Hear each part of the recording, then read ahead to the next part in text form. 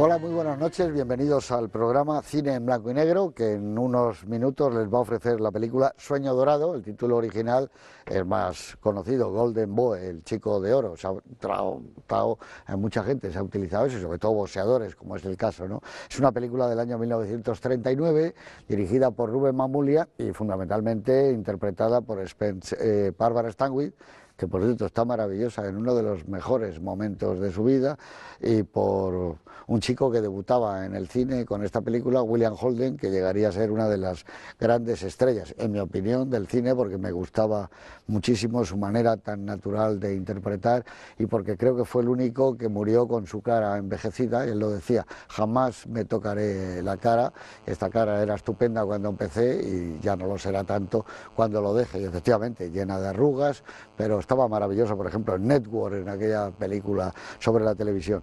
Y es una obra, también está Dolph Lundgren, pero fundamentalmente tendríamos que decir que es una obra de teatro de del gran Gatsby de su tiempo, de Clifford Odets, que era el hombre maravilla, el hombre de la izquierda más radical, creador del Group Theatre. Esta es una obra que hizo para ese grupo suyo de teatro, que la interpretó además John Garfield.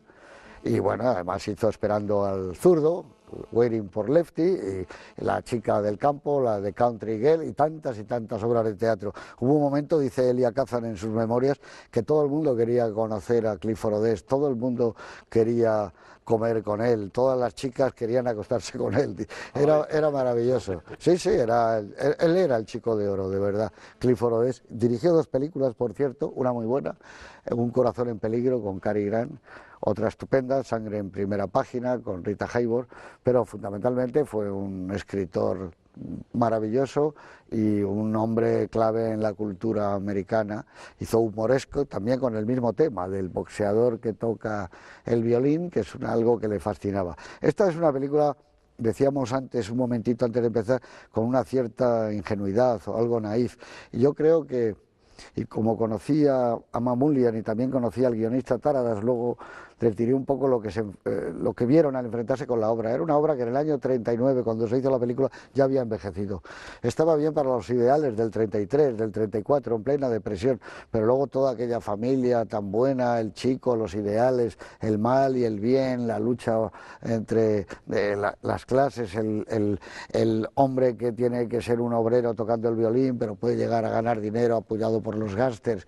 Todo ese mundo de Clifford Odets quedó un poco demasiado subrayado en la película. Entonces trataron de quitarle toda esa especie de solemnidad. La obra de teatro no acaba ni mucho menos como acaba la película, ya no contaremos nada, pero sí es una película muy interesante de ver ahora, porque de alguna forma refleja, y sobre todo en los contados planos en la calle y en los decorados de estudio, cómo era la vida que palpitaba entonces por Estados Unidos, por este Nueva York de estudio, pero sobre todo las aspiraciones, los ideales, la controversia que había entre distintas ideologías que estaban bullendo continuamente, evidentemente aquí todas de izquierdas, porque el Group Theatre era de izquierda, y la contradicción que luego fue un delator, Clifford Odets, en La caza de brujas, como saben ustedes, como el propio Elia Kazan. En fin, toda esa contradicción creo que de alguna manera está presente ya en la ebullición de esta película. Don Fernando Rodríguez Lafuente, buenas noches. Buenas noches. Pues dinos algo de este Sueño Dorado, que está bien traducido, pero está bien traducido, el chico de oro, el chico dorado. Porque además a William Holden, como tú has dicho, le siguió durante bastante tiempo el apodo de Chico de Oro, hasta que dejó de ser Chico de Oro. Hasta que dejó de ser Chico. Y de oro. Bueno, la película es una película con un argumento extravagante. Una película atípica dentro del mundo del boxeo. Casi está cercana, el argumento nada más, está cercano al surrealismo, porque es la unión de 2 mundos absolutamente opuestos, que es un violinista y boxeador.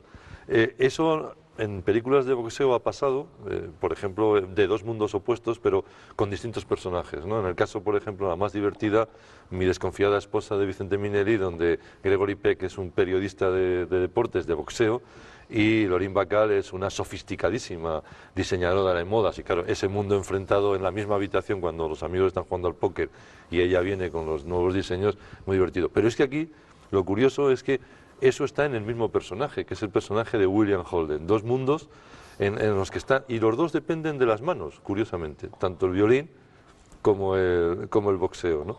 Y eso era difícil, juntar o reunir eso en un mismo personaje. Yo creo que de todas formas es el momento dorado de dos cosas, del cine de Mamoulian, porque ha rodado probablemente la mejor versión en el 31, la película, como tú bien has dicho, es del 39, en el 31 ha rodado la mejor versión de Dr. Jekyll y Mr. Hyde, El hombre y el monstruo, con Frederick March, que fue Oscar, y que había rodado también Las calles de la ciudad con Gary Cooper, había rodado la maravillosa Reina Cristina de Suecia, con nada menos que con Greta Garbo, y había hecho una versión bastante curiosa de La Feria de las Vanidades, la novela de Thackeray, y por lo tanto llega a esta película, y al mismo tiempo es la época dorada del cine de boxeo. Sobre todo he estado viendo en la década del 33, o entre el 33 y el 42, hay películas, El boxeador y la dama, con Myrna Loy, Primo Carnera, Jack Dempsey, está el Kid Galahad, una película de Michael Curtiz, por cierto, con Humphrey Bogart, sí. Edward G. Robinson y Bette Davis. O sea, fíjate que trío, no está mal. Está Sueño Dorado, está Ciudad de Conquista, de Anthony Leavitt, con James Gandey, y está Gentleman Jean, con Raoul Walsh.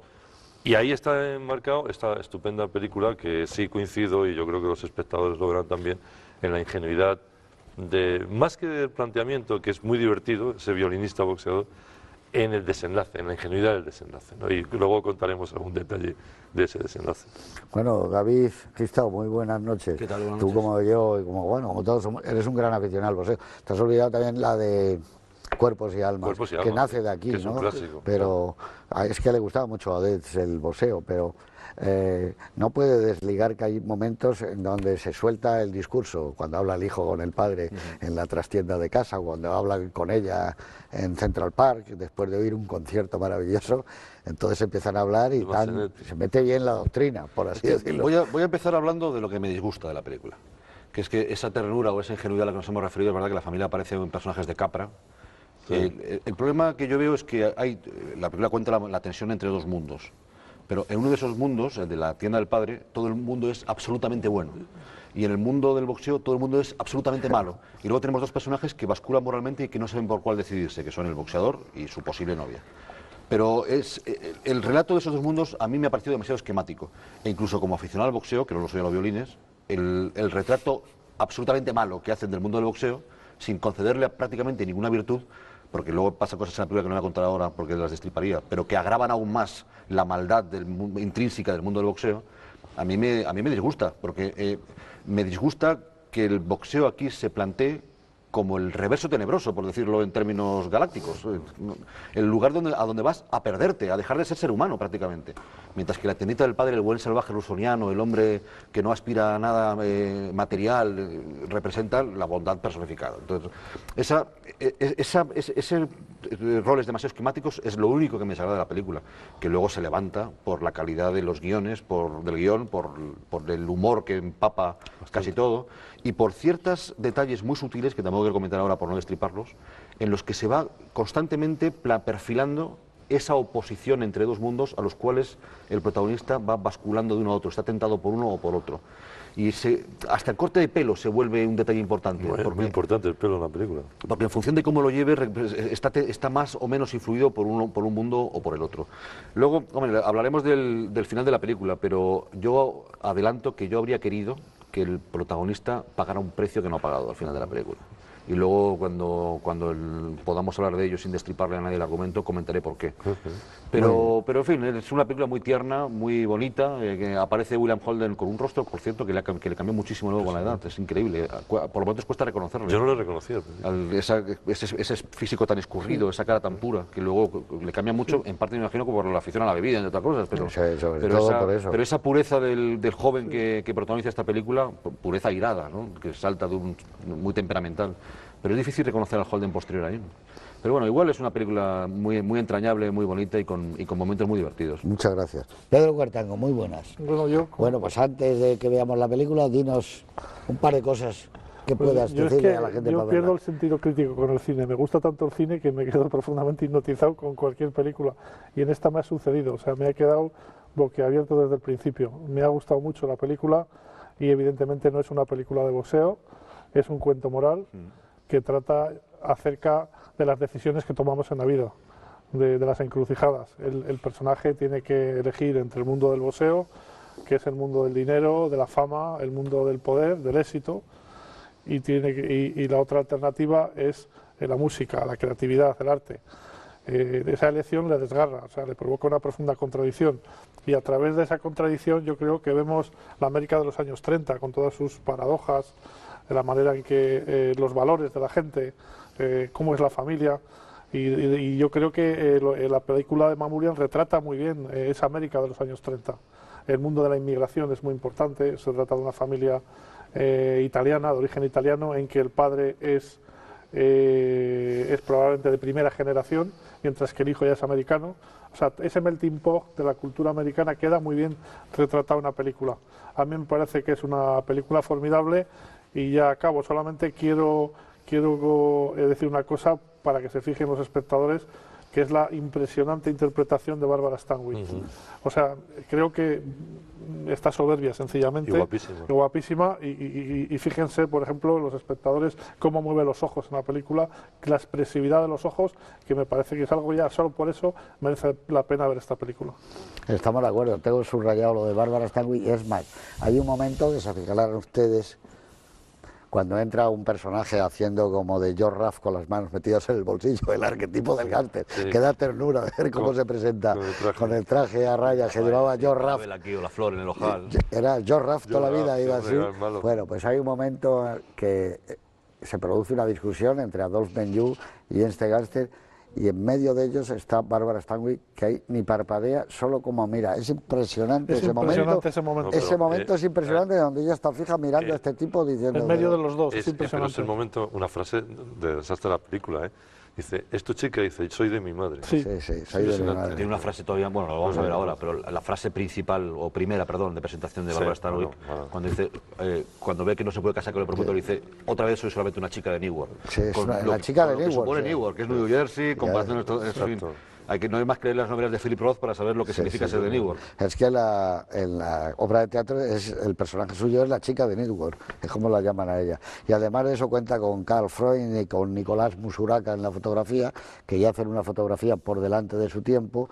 Efectivamente, Barbara Stanwyck está fantástica y además muy atractiva, tenía unas piernas maravillosas, había sido una corista excepcional, ¿no? Y aquí, en este año es cuando se casa con Robert Taylor, y estaba realmente con un atractivo y una luminosidad. Adolphe Menjou, como siempre, en ese bon vivant, algo a lo francés, ya lo sacaba Chaplin en sus primeras películas, y hacía ese personaje que, por mucho que fuera, bueno, no caía mal. Otro de los delatores de la caza de brujas, Adolphe Menjou, con Odette, o sea, que está todo el grupo nunca mejor dicho, el Group Theater en pleno, metido en esta película, que iba a haberla hecho John Garfield, que es el que la estrenó, pero ya era una estrella, estaba lleno de compromisos, y curiosamente el año de su muerte, en 1952, por un ataque al corazón, iba a volver a poner en teatro, en Broadway, el Golden Boy, John Garfield, que era para quien se había escrito la función. Así que con todos ustedes, Sueño dorado de Ruben Mamoulian, 1939.